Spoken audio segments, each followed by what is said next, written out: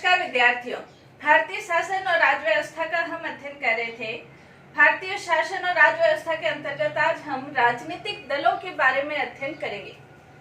राजनीतिक दल किसे कहा जाता है, उसके संदर्भ में हम कह सकते हैं लोगों का ऐसा स्वैच्छिक संगठन जो कि समान विचारधारा का प्रयोग करते हुए राजनीतिक सत्ता प्राप्त करने की कोशिश करता है, राजनीतिक सत्ता प्राप्त कर लेता है, उसे राजनीतिक दल कहा जाता है। राजनीतिक दल राजनीतिक सत्ता प्राप्त करने का जो उनका उद्देश्य होता है वो देश को सामाजिक, आर्थिक, राजनीतिक, भौतिक क्षेत्र के अंतर्गत ऊंचाइयों की ओर ले जाना होता है, यानी कि इन सभी क्षेत्रों में देश का विकास करना, ये राजनीतिक दलों का प्रमुख उद्देश्य कहा जाता है। राजनीतिक दलों को विचारधारा के आधार पर हम विभिन्न भागों में बांट सकते हैं। जैसे कुछ दल प्रतिक्रियावादी होते हैं, कुछ दल रूढ़िवादी होते हैं, कुछ दल उदारवादी होते हैं और कुछ दल सुधारवादी होते हैं। ये विचारधाराओं के आधार पर वैज्ञानिक इन्हें 4 भागों में विभाजित करते हैं। प्रतिक्रियावादी जो दल होते हैं वो किसी भी स्थिति में सुधार नहीं करना चाहते, वो परंपराओं, रीति रिवाजों के आधार पर ही रहते हैं। जो रूढ़िवादी होते हैं वो यथास्थिति के समर्थक होते हैं। जो उदारवादी होते हैं वो सामाजिक आर्थिक स्थिति में परिवर्तन करना चाहते हैं। और जो सुधारवादी दल हैं उन्हें पूर्ण रूप से वो व्यवस्था को परिवर्तित करके पूर्ण रूप से नई व्यवस्था को लागू करना चाहते हैं। तो विचारधाराओं के आधार पर 4 प्रकार के राजनीतिक दल होते हैं। राजनीतिक व्यवस्थाओं के आधार पर जो दल होते हैं उनको 3 भागों में विभाजित किया जा सकता है। कहीं किसी राजनीतिक व्यवस्था में एक दल होता है, कहीं द्विदलीय व्यवस्था होती है, कहीं बहुदलीय व्यवस्था होती है। जहां एक ही दल हो या एक दल की प्रधानता हो उसे एक दलीय व्यवस्था कहते हैं। जहां 2 दल की प्रधानता हो या 2 ही दल हो तो उसे द्विदलीय व्यवस्था कहते हैं। जहां बहुत सारे दल हो उसे बहुदलीय व्यवस्था कहते हैं। भारत के अंतर्गत राजनीतिक दलों की क्या विशेषताएं रही है या भारतीय दलीय व्यवस्था की क्या विशेषता रही है, उसका आज हम अध्ययन करेंगे। तो भारत के अंतर्गत जो दलीय व्यवस्था है, इसका सबसे प्रमुख जो विशेषता है भारत की दलीय व्यवस्था की, वो है बहुदलीय व्यवस्था। बहुदलीय व्यवस्था का मतलब भारत के अंतर्गत बहुत सारे दल हैं। विभिन्न प्रकार के दल भारतीय व्यवस्था के अंतर्गत हमें देखने को मिलते हैं। और भारत की जो बहुदलीय व्यवस्था है, वो बहुदलीय व्यवस्था जब प्रथम आम चुनाव हुए थे 1952 के अंतर्गत, जब प्रथम आम चुनाव हुए थे, तब से ही बहुदलीय व्यवस्था का उल्लेख हमें देखने को मिलता है। जैसे भारत के अंतर्गत 1952 के अंतर्गत जो प्रमुख राजनीतिक दल थे, 14 राजनीतिक दल थे और 60 राष्ट्रीय दल थे। यानी कि प्रथम आम चुनाव से ही भारत में बहुदलीय व्यवस्था की ओर भारतीय दलीय व्यवस्था अग्रसर हो गई थी। और इसके अंतर्गत यदि वर्तमान समय जैसे 17वीं लोकसभा का चुनाव अभी हुआ है, जैसे हम कह सकते हैं 11 अप्रैल से 19 मई 2019 को जो 7 चरणों में 17वीं लोकसभा का चुनाव हुआ है, उसके अंतर्गत भी यदि देखा जाए तो जो राष्ट्रीय दल है 7 जो है वो मान्यता प्राप्त राष्ट्रीय दल है और 59 के करीब राज्य दल है। और यदि पंजीकृत दलों की संख्या देखें तो लेटेस्ट जो आंकड़े हैं पर ये पंजीकृत जो दल है लेटेस्ट 2293, यानी कि पंजीकृत दल 2293 दल, यानी कि हजारों की संख्या में भारत के अंतर्गत राजनीतिक दल पाए जाते हैं। हालांकि राष्ट्रीय दल तो 7 ही है, लेकिन फिर भी जो दल है पंजीकृत दल, ये अपने प्रत्याशी तो खड़े करते ही हैं और प्रत्याशी खड़े करते हैं तो उनके वोट है ये सब बिखरने की आशंका रहती है। तो इतने 7 राष्ट्रीय दल, 59 राजनीतिक दल, 2293 वर्तमान समय लेटेस्ट जो चुनाव आयोग के आंकड़े हैं, इतने राजनीतिक दल है। और जब भी चुनाव की घोषणा होती है तो चुनाव की घोषणा के अंतर्गत यदि देखा जाए तो चुनाव की घोषणा होते ही जो राजनीतिक दलों का पंजीयन कराने या पंजीकृत कराने की जो स्थिति है वो अचानक से बढ़ जाती है।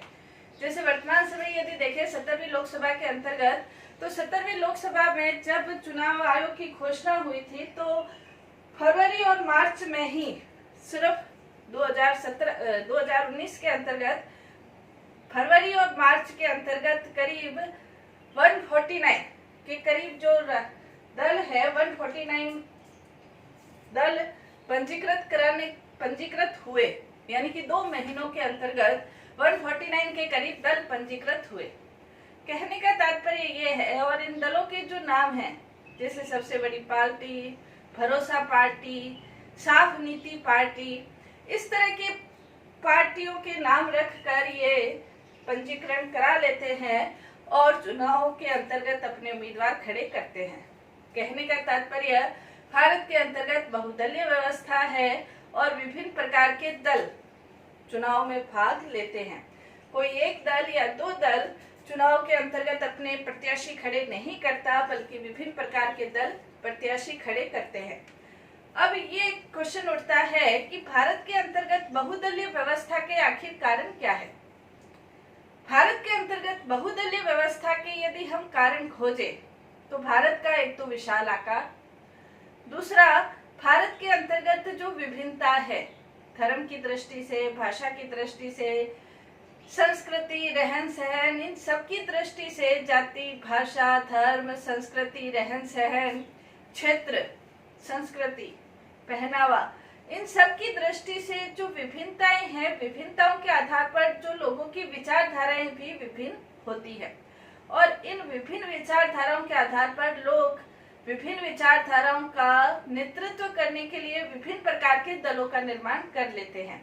इसके अलावा भारत ने स्वतंत्र होते ही वयस्क मताधिकार प्रणाली को अपनाया और वयस्क मताधिकार के कारण भी दलों का जो बहुदलीय व्यवस्था है वो अस्तित्व में आई। तो ये भारत की राजनीतिक दलों की विशेषता हम कह सकते हैं। पहली विशेषता बहुदलीय व्यवस्था। दूसरा, इसके अंतर्गत एक दल की प्रधानता। भारत के अंतर्गत हालांकि बहुदलीय बहुदलीय व्यवस्था है, लेकिन बहुदलीय व्यवस्था होते हुए भी कुछ समय को यदि छोड़ दिया जाए तो भारत के अंतर्गत एक दलीय प्रधानता रही है और इसीलिए मॉरिस डाउन्स ये कहते हैं एक दलीय प्रधानता वाली बहुदलीय व्यवस्था। एक दल की प्रधानता भारतीय राजनीति के अंतर्गत कुछ समय के लिए छोड़ दिया जाए तो रही है। जैसे 1967 तक कांग्रेस की न सिर्फ केंद्र में बल्कि राज्यों में एक कांग्रेस की सरकार ही होती थी। 67 के बाद कुछ परिवर्तन आया और परिवर्तन होने के बाद जो राज्य है, राज्यों में क्षेत्रीय दलों की संख्या बढ़ने लगी।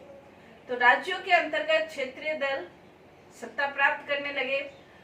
1977 में पहली बार केंद्र में कांग्रेस की सरकार हटी और जनता पार्टी की सरकार बनी।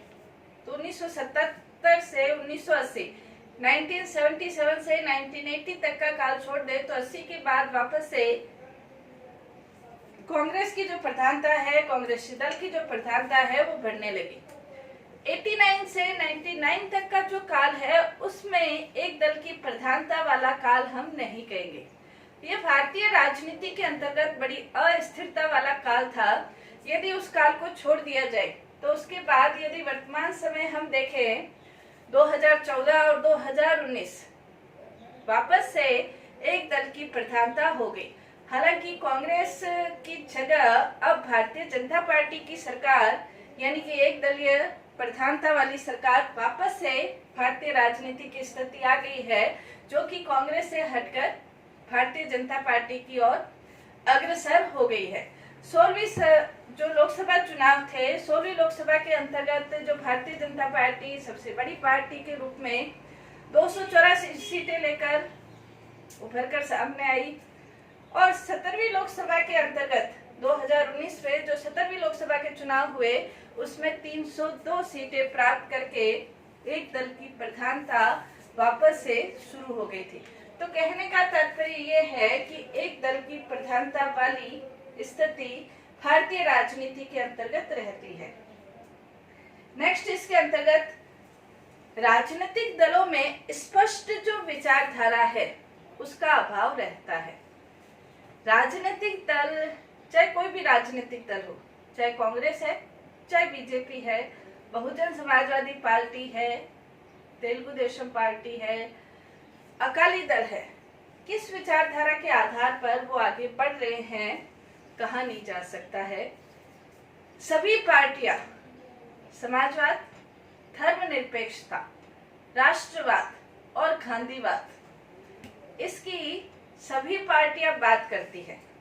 सभी अपने आप को गांधीवादी पार्टी कहलाना, गर्व से कहलाना सही समझती है।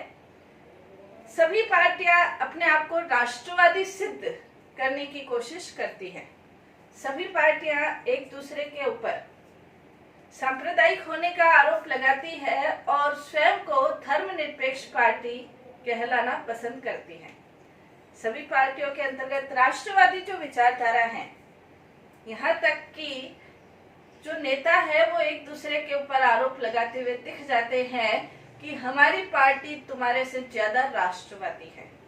यानी कि स्पष्ट जो विचारधारा है वो विचारधारा का अभाव रहता है।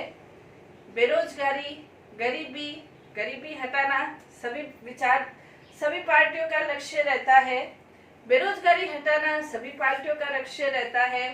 विकास की बात सभी पार्टियां करते हैं।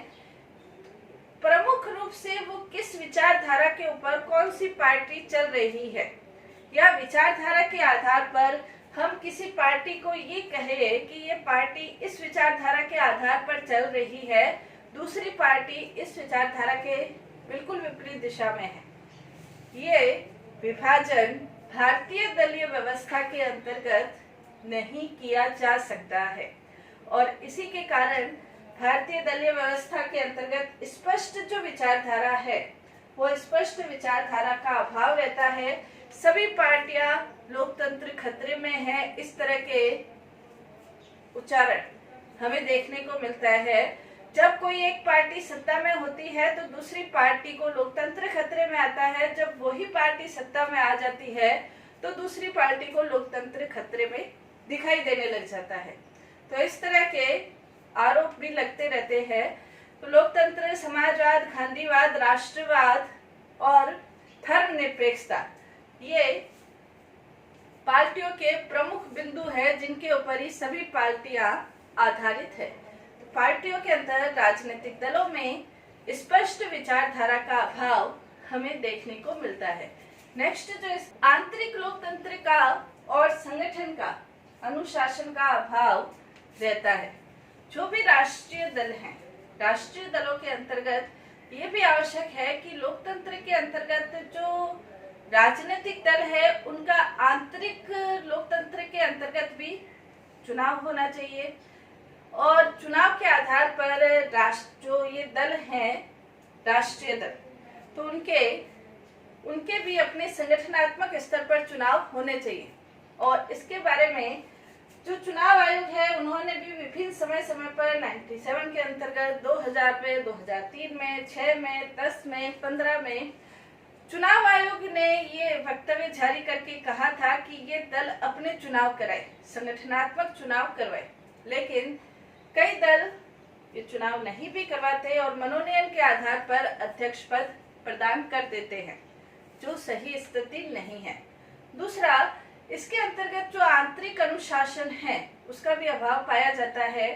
दलों के अंतर्गत भी, हर एक दल के अंतर्गत भी अनेक प्रकार के गुट विद्यमान रहते हैं और ये जो गुट है वो किसी एक व्यक्ति के इर्द गिर्द घूमते हुए नजर आते हैं।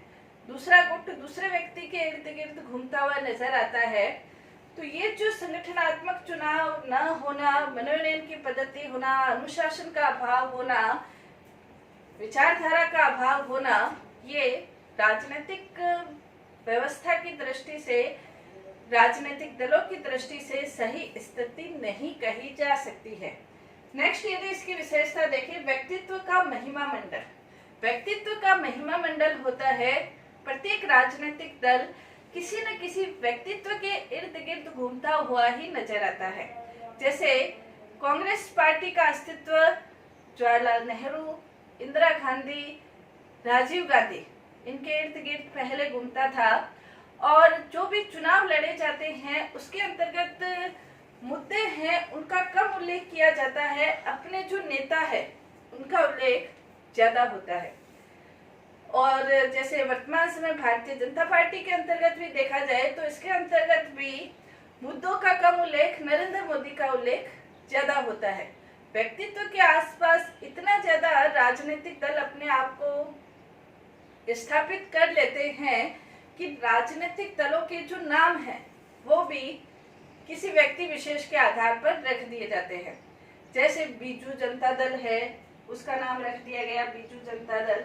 इसी आधार पर जो दूसरे अन्य दल है, जैसे इंदिरा गांधी के आधार पर कांग्रेस आई, इस तरह के नाम रख दिए जाते हैं। और जैसे कई ऐसे राजनीतिक दल है जिनके व्यक्तित्व इतना प्रभावित होता है कि वो एक राजनीतिक दल से अपने जो सहयोगी या अपना समर्थन करने वाले लोग हैं उनको हटाकर नया राजनीतिक दल बना लेते हैं और उस आधार पर नया राजनीतिक दल भी गठित कर लेते हैं।